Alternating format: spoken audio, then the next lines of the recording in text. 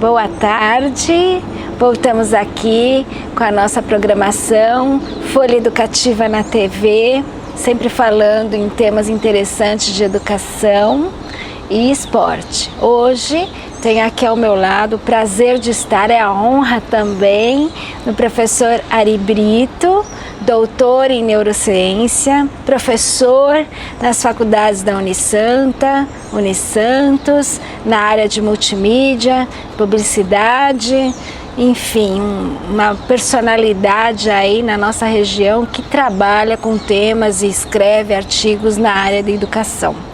E eu gostaria, professor, de dizer que eu sou a geração U, né? E realmente agora aquele artigo que você fez sobre a geração Y, interessante. Então eu queria saber que você explicasse aqui para os nossos telespectadores o que é essa geração Y. A geração Y é, assim, primeiro é importante para os telespectadores, para os teus telespectadores, entenderem que a gente dá nomes para tentar entender, compreender determinados movimentos, determinados comportamentos. Porque no fundo, o jovem sempre vai ser jovem, nós já fomos jovens, né? Ainda somos, mas não tão jovens. E essa geração Y a gente acabou denominando uma geração de pessoas que estão numa faixa etária que acabaram nascendo já com as inserções tecnológicas. Então, assim, a gente chama o jovem da geração Y como aquele que já conhece a internet, porque ele nasceu já dentro da internet, então ele já tem uma aptidão para as tecnologias. É aquela criança, de repente, que com 3, 4 anos pega um celular que a gente está aprendendo ainda a usar, ele vai lá e já navega e entra lá num desenho animado, ou seja, ele deita e rola, né, na tecnologia. Então, a geração Y é isso. E a gente que somos, né, nós que somos das gerações anteriores, a gente acaba tendo que migrar para essas tecnologias e compreender e aprender algo que esses jovens não, eles já sabem, né? Já nasceram, é como se já tivessem nascido sabendo. Hoje a gente já até fala também nos millennials, né? Que já é uma geração seguinte a eles, que já tem uma outra percepção, até que já não é só a inserção tecnológica, mas também já traz todos os problemas dessa inserção tecnológica, né? Que é excesso de ansiedade, medos e assim por diante. Perfeito, vamos falar sobre isso. Como que o professor pode trabalhar com essa geração Y em sala de aula? Assim, primeiro, não considerar essa tecnologia um obstáculo, né? Assim, porque se o jovem já conhece essa tecnologia, já está imerso nessa tecnologia, se o professor desconsiderar, por exemplo, eu conheço escolas que até pouco tempo atrás ainda tinham, é proibido o uso de celulares ou de tablets e notebooks na sala de aula, e você acaba perdendo todo um ganho que essa tecnologia traz como apoio, como suporte para a tua aula. Então, assim, se você for hoje dar uma aula sobre qualquer assunto, sobre televisão, por exemplo, e aí a gente fala, qual foi a novela que passou em 90, ou então o que passou no telejornal da década de 2000, aí você vai lá e tecla num buscador e encontra rapidamente e tem a resposta com precisão. Não tem mais que o professor, por exemplo, ficar com excesso de informações. Aquele professor que era uma enciclopédia, né, antigamente, que assim, o professor sabia tudo, o aluno não sabia nada. Então aí era assim, eu falando e o aluno ouvindo. Por uma geração que assim, já vem com muita informação, e se o professor fala algo errado e o aluno está ali, por exemplo, com um celular que tem acesso à internet, ele vai procurar, às vezes até por curiosidade ou por achar estranho aquela informação do professor, e vai falar, professor, isso aí que você está falando está errado. É isso aqui, olha, está aqui no buscador tal. E isso realmente faz com que o professor também tenha que escolher uma estratégia. Ou ele vai proibir para ele continuar sendo dono da verdade, ou ao contrário, falar assim, vamos procurar aí para ver, porque eu não tenho certeza dessa informação, vamos procurar. E aí ele procurar juntos e aí trazer uma informação mais real, mais próxima e principalmente mais dinâmica para a sala de aula. Então, assim, a tecnologia é um suporte. Ela não é uma substituta do professor, como muitos educadores, né? A gente participa de congresso, vai às vezes em congresso ouvir professor falando, porque a tecnologia não pode substituir o professor, porque o professor é importante. Claro que é. Né? E essa relação humana que o professor oferece para o aluno, esse relacionamento é importante. Isso o o computador ou mesmo o smartphone não vai substituir, vai facilitar. Lógico que o professor vai ter que saber, né, até que ponto ele vai ser um facilitador e até que ponto ele vai ver essa tecnologia como inimiga e aí obstruir e prejudicar muito provavelmente o processo de ensino dessa geração que está vindo aí, que já nasceu sabendo isso. Às vezes eu penso que sou uma professora um pouco obsoleta para os meus alunos, então tento o tempo inteiro me integrar nessa tecnologia que veio para ficar, eu acho incrível, né? E por conta dessa grande gama de informação, né, dessa tecnologia que está aí pulsando com milhões de coisas em todos os lados, eu li no seu artigo que você fala sobre essa questão de uma difusão de informações que pode causar até a crise do silêncio. Eu achei que aquilo ficou comigo, eu gostaria que você fizesse uma exposição sobre isso. Eu no artigo até cito o Umberto Eco, né, um raciocínio do Umberto Eco, que traz essa relação de que pelo excesso de informação, né, por ter muita informação, a gente tem hoje, por exemplo, uma utilização das redes sociais muito forte, né, por parte de toda a sociedade, não só os jovens, mas você tem uma quantidade de opiniões e muita gente falando muita coisa, chega uma hora que as pessoas começam a cansar e começam a parar de falar, começam a parar de se expressar.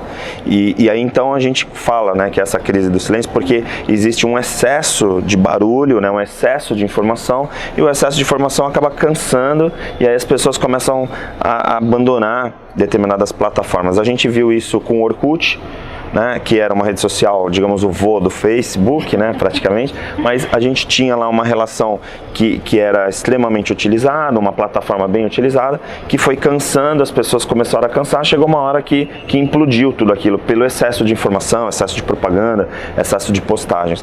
E aí, recentemente eu ouvi uma expressão de um especialista num congresso falando, né, que o Facebook está orkutizando, né, que ele está começando a ficar também perigoso porque está muito excesso, e aí as pessoas estão deixando de acessar. Claro, continuam navegando, mas numa quantidade de horas bem menor do que era antigamente. E aí a busca e o que o mercado tem procurado discutir, principalmente nos encontros, tal, qual vai ser o substituto do Facebook, né? Porque quando o Facebook desaparecer ou diminuir, desacelerar, as pessoas vão querer buscar uma outra rede social ou uma outra plataforma.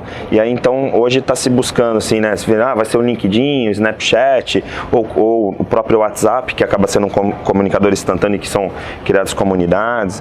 Então hoje está nessa relação nessa transição e principalmente por causa do excesso de informação. Acho que quando você tem muita informação, você acaba prejudicando o usuário, porque o usuário acaba, não é agradável, né, porque acaba poluindo a timeline, polui, né, a rede dele, a rede social, ou mesmo o smartphone, e aí acaba prejudicando.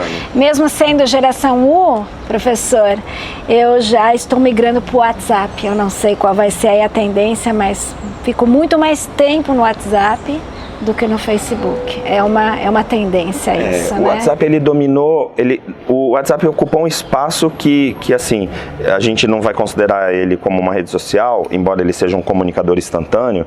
Então, claro, ele vem substituir, por exemplo, muitas vezes as pessoas deixam de ligar ou mandar mensagem de texto para usar o WhatsApp, claro, muito mais fácil, principalmente com uma internet, que se você estiver num lugar, numa localização que tem acesso à internet, ou Wi-Fi, por exemplo, mas ele também tem suprido o espaço dessas redes que estão com excesso de informação. Então, às vezes, você tem um grupo que era comum se comunicar nas faculdades, por exemplo. Era muito comum eu participar de um grupo grupo Produção Multimídia primeiro semestre. Então, tinha lá os professores e os alunos e a gente se comunicava por ali. Hoje em dia, esses grupos estão sendo substituídos pelo WhatsApp, porque são mais dinâmicos, já cai direto a notificação no teu aparelho e tal. E aí, então, a gente vê as empresas ou grupos de classes nas faculdades migrando pro WhatsApp. Eu particularmente, Ari, acho que às vezes também acaba se tornando um pouco cansativo, porque nem sempre, é o que a gente fala de dress code, né, de etiqueta, nem sempre as pessoas respeitam, então ficam publicando bobagens, ou todo mundo dando bom dia, né, não façam isso, por favor, né, ficar dando bom dia, né, nos grupos, porque aí todo mundo recebe notificação e aí acaba cansando, aí as pessoas acabam saindo dos grupos também por causa do excesso de informação. Perfeito. Mas mesmo com toda essa tecnologia, né, é interessante que nós temos aí essa grande possibilidade de leitura. E você, como doutor em comunicação, tem aí você coloca em fases a pessoa leitora, né? Então você coloca 3 tipos de leitores, né? O contemplativo, que é aquele do livro, aqui. O movente, que é textos, jornais e revistas, também está aqui, né? E o imersivo, que é o virtual. Então eu queria que você falasse um pouco sobre isso. Esse pensamento vem da semiótica, né, da Lúcia Santaella, que traz esse raciocínio, até para poder também fazer um recorte do que aconteceu da evolução da forma de interagir com a informação, com o texto. Então, assim, eu sou de uma época, e talvez os telespectadores mais antigos, ou da minha faixa etária para cima, a gente ia estudar na biblioteca, né? Eu tinha lá, amanhã eu vou ter prova, então semana que vem eu vou ter prova. Eu ia numa biblioteca, então eu ia para um determinado lugar onde a informação estava lá. Muitas vezes eu tinha que me deslocar, porque essa informação não estava em casa. Uma pessoa com poder aquisitivo um pouco maior comprava uma enciclopédia, ou comprava alguns livros, aí tinha isso em casa, mas no geral as pessoas frequentavam muito mais as bibliotecas, tanto que a gente vê aí muitas que desapareceram por conta disso. Mas o leitor, ele ia lá e aí folheava um livro, buscava informação no único local, e aquele local estava lá parado, era um livro, a informação estava ali. E aí não podia mudar, era aquilo lá e acabou. Então, se tinha um autor que falava que quem descobriu o Brasil foi fulano, a gente lia e acreditava naquilo. Chegou um determinado momento que começou por conta da imprensa, né? Aí o Gutenberg, e aí foi evoluindo e tal, os jornalistas, foi surgindo uma informação mais dinâmica, onde você lia também, mas você já tinha a possibilidade de interagir. Então eu leio uma matéria e posso escrever para o jornal, eventualmente eu tenho fazer um artigo lá falando sobre isso. Então é uma leitura diferente, né? E o imersivo hoje, que é esse que lê e escreve ao mesmo tempo. Eu vejo uma publicação, uma frase, vou lá e escrevo em cima. Então é uma leitura e uma releitura o tempo inteiro. É uma dinâmica com uma velocidade gigante. Perfeito, professor. Vamos continuar conversando sobre isso. Estou aqui com Ari Brito, professor, doutor em comunicação. Uma delícia escutar o professor falar. A gente vai parar para um comercial e volta já. Folha Educativa na TV. Aguarde.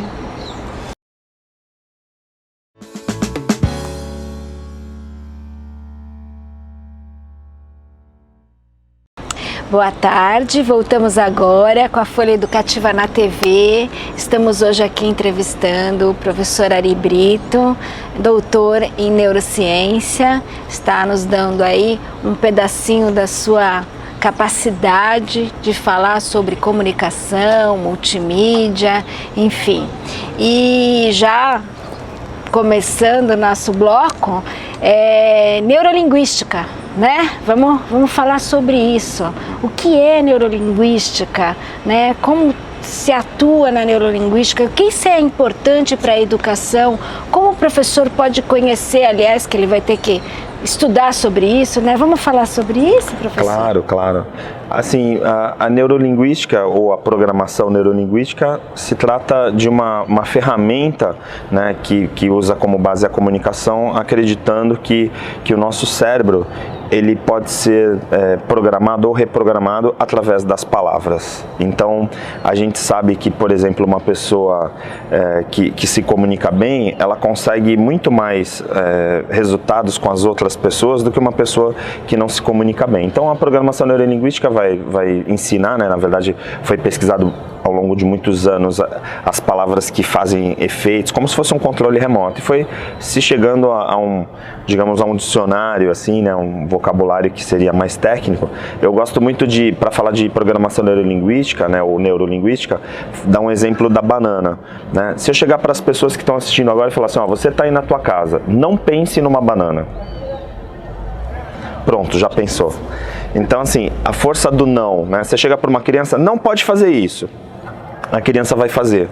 Por quê? Porque a gente sabe hoje em dia que existem algumas palavras que têm mais impacto e mais resultado em determinadas áreas, principalmente na área do córtex, né, do neocórtex cerebral, que é a área do processamento racional. Então tem uma área que processa as palavras, né, que trabalha logicamente junto com a audição e também está trabalhando junto com a visão. Então a programação neurolinguística ela vai comandar, fazer um complexo, né, de ferramentas para fazer uma comunicação mais assertiva. Eu gosto muito de trabalhar mais, até como neurocientista, né? Porque às vezes as pessoas falam, você mexe com PNL e tal. Hoje em dia, o PNL é visto talvez por muitos como algo mais, assim, de segunda, uma coisa secundária, tal, inferior, justamente porque tem muita gente que não aprendeu, não entendeu o que era programação neurolinguística, fez cursos breves, cursos muito rápidos e começou a falar, olha, eu sou especialista em neurolinguística e tal, e fazer um monte de bobagem por aí. E eu gosto muito de pensar na programação neurolinguística como uma comunicação assertiva, né? É uma comunicação que você fala, pense positivo, e aí você vai agir positivamente. Ou pense negativo e você vai ser negativo. Então a gente percebe que tem muito a ver a força das nossas palavras, a força do nosso pensamento, e a gente começa a interferir na nossa vida e na vida dos outros. Então tem muito a ver com essa questão da motivação e da força que a palavra tem na vida dos outros. É interessante, professor Ari, que em sala de aula o professor precisa se ligar no aluno que escreve, no aluno que escuta, essa questão daquele que eu, por exemplo, só aprendo se eu leio, se eu vejo e se eu escrevo, eu preciso de tudo, né? Então, como que fica isso para a educação na sala de aula, né? Essa questão... Antigamente, até a primeira pós-graduação que eu fiz, eu nunca vou me esquecer, era uma especialização, eu fiz economia empresarial, e aí tinha uma disciplina que era obrigatória para pós, que na época a gente fazia pós para dar aula, né? E aí era didática, era técnica de ensino, prática de ensino e didática, você tinha umas aulas dessas. E era até engraçado, não é nada pessoal, mas assim, a gente desaprendeu, né? Porque a professora que dava essa disciplina não tinha uma boa didática, aí os alunos tiravam o sarro e falavam, olha, aprenda como não fazer, que acaba fazendo. Mas hoje, acho que essas disciplinas até foram sendo assimiladas por outras, a gente considera assim, que um bom professor, ele tem que ter um bom conhecimento. Então assim, você conhecer o assunto que você vai falar é importante, mas também tem que ter habilidade. Né? Ele precisa ter algumas habilidades, e aí a habilidade de comunicação é fundamental para um professor. Eu dou cursos de oratória Brasil afora, tal, e eu dou muito curso de oratória para professores, as faculdades me convidam, as empresas às vezes me convidam para dar curso de oratória, porque hoje em dia, se você não se comunicar bem, você não consegue as suas coisas. Então a gente costuma chamar de chá, né? Que é o triângulo do chá, que é conhecimento. Então o professor precisa estudar, precisa conhecer, mas também precisa ter habilidade para se comunicar bem, além de outras técnicas também que é importante, e também precisa ter atitude, né? Hoje em dia a gente está cheio de professores por aí que até conhecem bem, mas não sabem passar, ou não tem atitude de professor, que é uma pena, que às vezes a gente desperdiça bons talentos, fala, poxa, esse cara aqui é genial, o cara conhece muito, mas infelizmente a atitude dele não dá para professor, porque ele acaba tendo um comportamento adolescente, né? Eu, como já fui diretor de curso, né, e coordenava professores e tal, às vezes a gente tinha que desligar alguém do grupo, não porque ele não conhecia muito, né, não porque ele tinha titulação. Às vezes você pega um professor com doutor, né, com doutorado, um PhD, você fala, poxa, esse cara é incrível, tem um conhecimento fantástico, só que na hora que ele entra numa sala de aula ele fica gaguejando e não consegue desempenhar, porque é da característica, falta habilidade. E é uma habilidade que se aprende, dá para estudar, dá para aprender. O educador, hoje em dia, um educador moderno, ele tem que saber oratória e tem que saber novas tecnologias, não tem jeito. Se um cara entrar na sala de aula e ficar escrevendo lá com o giz dele e não souber preparar um data show, preparar um slide para oferecer uma aula mais visual, ele dança, né? Até porque você estava falando essa coisa da compreensão, eu gosto muito de falar nos meus cursos, nas aulas, quando eu falo para professores, que o professor tem que saber que existem diferenças de percepção. O cérebro não é igual para todo mundo, a gente tem predominâncias de canais. Por exemplo, tem pessoas que têm uma facilidade maior de aprender vendo, que são as pessoas visuais, mas tem os auditivos que tem que escutar. Então, se você pegar, por exemplo, e ficar escrevendo na lousa, né, e não falar muito, o visual vai gostar, falar, tá lá, ele fotografa a lousa, copia a lousa, tudo bem. Só que o auditivo, ele quer ouvir a explicação, ele quer que você explique aquilo. E aí ainda tem um terceiro tipo de aluno, que é o sinestésico, que a gente chama, que é aquele que aprende fazendo. Eu, quando dou preparatórios, às vezes as pessoas estão se preparando para concursos e falam, poxa, professor, eu estudei 12 horas por dia tal, e fui mal no concurso, o que acontece? Será que eu sou burro? Aí eu vou lá, faço um teste rápido com ele e descubro que ele é sinestésico. O que ele fez? Ele ficou lendo, na área de direito é muito comum, ele fica lendo código comentado, e fica estudando lendo. Só que esse cara é sinestésico, então não adianta ele ler, ele pode ler 12 horas por dia, ele vai mal na prova. Por quê? Porque o cérebro dele vai reter a informação, a aderência vai ser através dos processos do corpo dele, da sinestesia. Então o que ele tem que fazer? Ele tem que pegar uma prova anterior, de um concurso anterior daquele que vai prestar e fazer todos os exercícios. Então se tiver, por exemplo, 10 anos de concurso, ele vai ter que responder os 10 anos e praticar até uma hora que ele já está praticando e já acertando todas as questões. Esse cara vai chegar no concurso e vai passar com certeza. Agora, se ele continuar lendo ou continuar vendo vídeos, como tem também esses cursos de vídeo aula e tal, pode ter certeza que você vai continuar fracassando no teu resultado. Toda essa informação que você está dando, eu acho que tanto no âmbito público quanto no privado, nós tínhamos que ter essa matéria mesmo, essa disciplina neurolinguística, porque o professor, ele podia ter essa percepção de que às vezes ele só põe na lousa, mas o aluno não aprende, ou às vezes ele só fala e não põe na lousa e o outro aluno não aprende, e até mesmo essa questão de concurso, eu tenho algumas amigas que não conseguem passar em concurso, mas são inteligentíssimas, mas alguma coisa no canal errado. Exatamente, essa questão do canal, né? E tem uma coisa também que é interessante, assim, de falar, que tem a ver com essa questão também da atitude do professor, que eu falei lá do chá. Tem muitos professores que não prestam atenção no aluno. Eu, por exemplo, hoje, nesse semestre, eu estou com 2 alunas deficientes visuais em sala de aula, por coincidência, na mesma sala. Mas assim, se eu estiver falando com a classe e estiver falando muito rápido, eu tenho uma comunicação mais rápida, né? Eu sou hiperativo, né? Falo muito rápido. Se eu pegar, por exemplo, uma pessoa que vai ter que, de repente, ficar prestando atenção no que eu estou falando, mas ela não está vendo nada, eu tenho que falar um pouco mais devagar com ela. Por quê? Porque ela vai estar colhendo a informação apenas pelo que ela está ouvindo.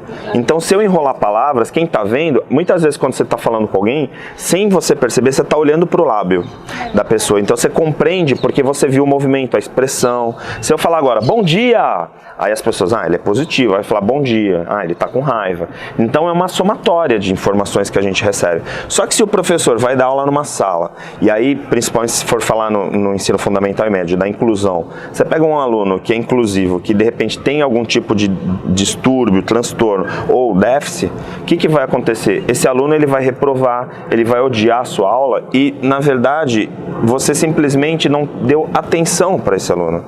Então é importante, né? Se você pegar um aluno deficiente que tem um déficit auditivo, por exemplo, você vai ter que falar olhando para ele, porque não adianta você ficar lá na lousa escrevendo e explicando, porque logicamente ele não vai ver isso. Então você tem que se preocupar com isso. E isso é o quê? É atitude. É o professor estar atento ao aluno que ele está em sala de aula. Quantas vezes a gente pega, eu dou aula no ensino superior, eu vejo assim, muitas pessoas, eu já tive recentemente um aluno que tirou a própria vida, e assim, se você não está atento a essas questões, o que vai acontecer? Vai chegar uma hora que você vai ficar assim, tô dando a minha aula, quem pegou, pegou, o resto azar. E isso não é ser educador. Você pode até ser professor, mas o educador é aquele que pensa assim, todo mundo está aprendendo?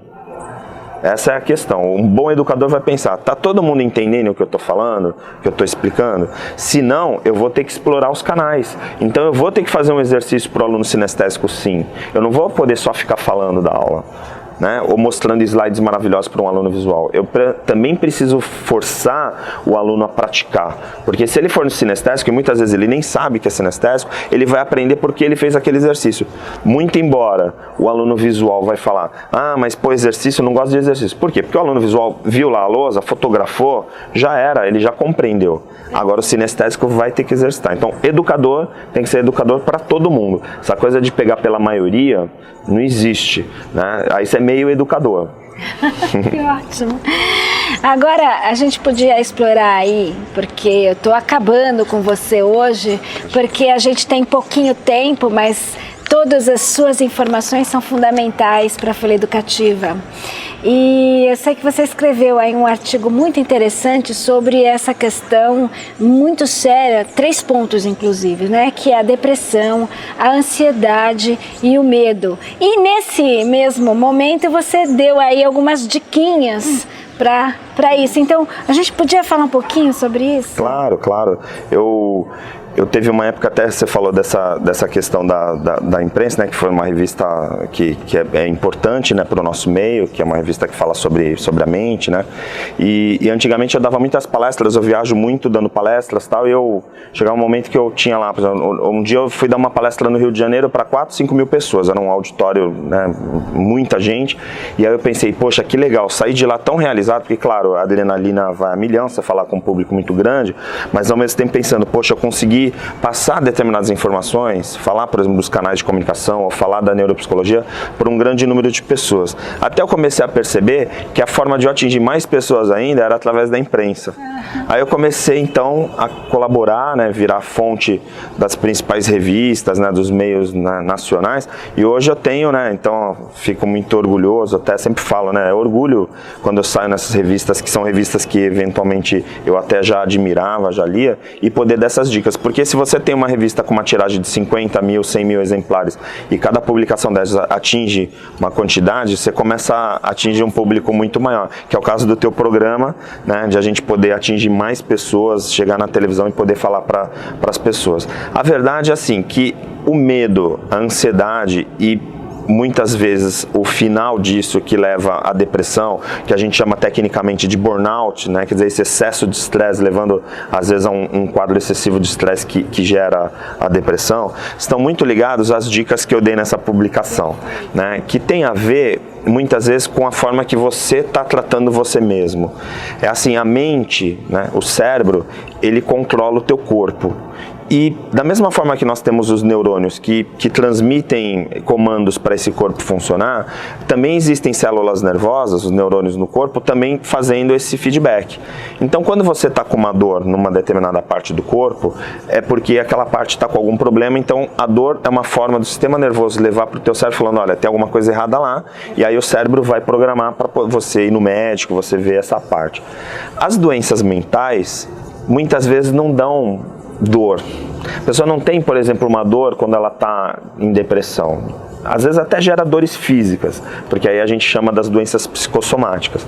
Mas no geral, quando a pessoa está num quadro, por exemplo, de burnout ou de depressão, mesmo às vezes uma depressão profunda, essa pessoa já passou por estágios anteriores que não apareceram sintomas que identificassem, olha, essa pessoa aqui está assim ou está assado. Então, o ideal é que as pessoas se preocupassem mais com algumas coisas básicas que foram essas dicas que eu dei, que é assim, a primeira delas que é fundamental, principalmente para quem trabalha com educação, sei que teu programa também é o foco educação, tem muitos educadores, muitos professores assistindo, é cuidar com a respiração. Assim, a maior parte dos medos e também das ansiedades, porque o medo e a ansiedade é uma coisa só, né? Muitas pessoas não sabem disso, mas a ansiedade nada mais é do que o medo do amanhã, né? Quando você tem muito medo, se eu tô com medo agora de alguma coisa real, eu tô com medo de ser assaltado, o Brasil tá violento, as pessoas falam isso, então eu saio de casa com esse medo. Mas quando você tem ansiedade, é o medo do que vai acontecer amanhã. Então às vezes você não dorme pensando, amanhã eu tenho uma reunião importante, amanhã eu tenho uma gravação de um programa, amanhã eu tenho uma aula importante. E é a mesma coisa, o processo no cérebro é o mesmo. Então tem áreas no cérebro que vão trabalhar principalmente no sistema límbico, né, que é o interior que é relacionado às emoções. E aí quando você respira mal, o cérebro ele funciona basicamente assim, com oxigênio e energia, né, açúcar. Né? Então é basicamente isso. Então quando você se alimenta, você coloca açúcar no corpo e quando você respira oxigênio, essa queima do açúcar com oxigênio faz com que o cérebro funcione. Quando você respira mal, automaticamente você vai ter problemas com o teu corpo, com tudo mais. E aí uma forma também de trazer oxigênio, que o corpo também vai metabolizar, é a água. Então assim, as dicas, né, as principais, respira com mais calma, faz exercício de meditação, tudo que é relacionado, às vezes um exercício aeróbico, uma caminhada, aqui no litoral você tem a chance de repente caminhar na praia ou caminhar num lugar agradável, quiçá fazer uma academia, não importa, mas respirar com cuidado, ter uma alimentação mais saudável, né, é fundamental e principalmente se olhar para si. Professor, muito obrigada por sua participação. Eu vou deixar todo mundo com gostinho de quero mais, né? A Folha Educativa vai ficar aqui com esse gostinho de quero mais, porque o professor ia dar as outras dicas, são 20, né? Então vamos pegar o artigo do professor e vamos ler, vamos pensar nisso, né? Vamos pegar essas dicas, todo mundo aí que tem ansiedade, que tem depressão, que tem medos, enfim, e vamos aí ler, porque ele trouxe aí 2 ou 3 dicas, mas temos muito mais, né? São pelo menos 15 ou 20. Professor, muito obrigado por sua participação no nosso programa, né? É uma honra, um prazer e uma alegria estar do seu lado e poder passar todo esse seu conhecimento, toda essa sua experiência para nós aqui da Folha Educativa na TV. Mais uma vez com vocês, aguardem, mandem ideias de temas que nós vamos estar aqui trabalhando para você refletir, para você pensar, para você parar e pensar realmente nessa questão da educação no nosso país. Muito obrigado, uma boa tarde a todos, muito obrigada, professora Ari, um prazer enorme. Prazer foi meu.